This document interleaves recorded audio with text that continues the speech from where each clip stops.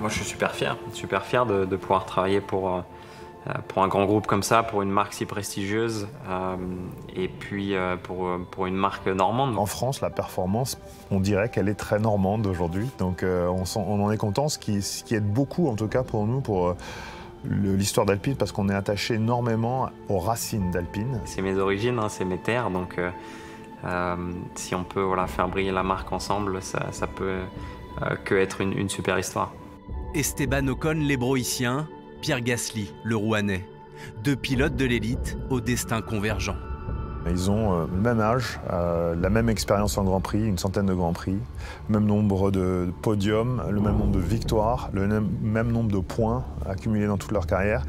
Donc ils sont finalement tous les deux incroyablement similaires, ce qui est très bien parce que ça veut dire qu'ils sont performants quand on leur donne une monoplace. Leur histoire commune débute en karting sur le circuit d'Anneville en Bourville. Quand on était plus jeune, on était bien sûr très proches. On a commencé ensemble le kart. Quand Pierre a fait ses premiers tours de roue, c'était avec moi. Lui, à l'époque, jouait au foot. Et puis mon père lui disait « Tu devrais arrêter le foot, t'es bien meilleur en kart. » Donc bon, je pense qu'il a écouté de ce côté-là. Et puis on a grandi ensemble. Leur premier entraîneur, Didier Blot, savoure avec fierté le chemin parcouru par ces 2 protégés. C'est vraiment un truc incroyable dans le sens où déjà c'est incroyable d'avoir entraîné 2 pilotes qui vont en Formule 1. Ça, c'est déjà une chose.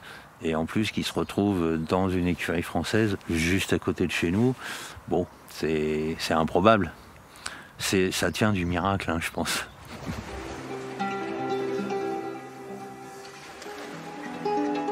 Bonjour Esteban, écoute, quand on venait à la piste d'Anneville s'entraîner, on pensait que tout était possible, mais on savait que c'était très difficile.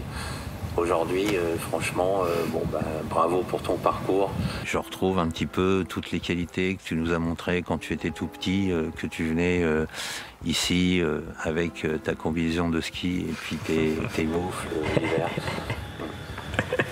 Bonne route, Esteban. Super Didier. Ouais, c'est beaucoup d'émotion de le voir me dire ça et puis de me rappeler aussi de tous ces entraînements sur les petites pistes à côté, qu'il était présent quasiment à chaque fois.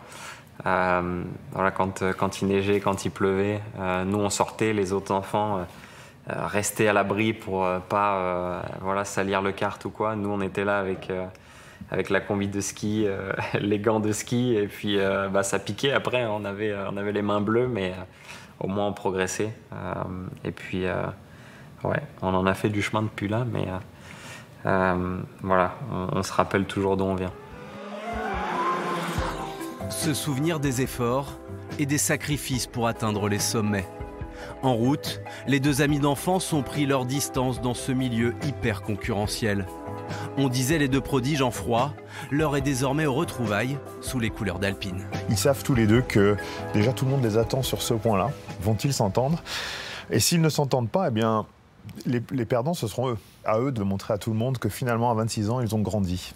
Et qu'ils sont dans une phase de maturité qui les fait passer de pilotes rapides à être des leaders d'une équipe potentiellement championne du monde. On a beaucoup de respect l'un pour l'autre et puis moi j'ai hâte de pouvoir recollaborer avec lui. Je pense que ça va être une super histoire qu'on va pouvoir créer ensemble avec l'équipe, donc non, ça va être top. Alpine s'est donné 100 grands prix pour accéder au titre suprême. À l'horizon 2025, une écurie totalement française pourrait régner sur la F1.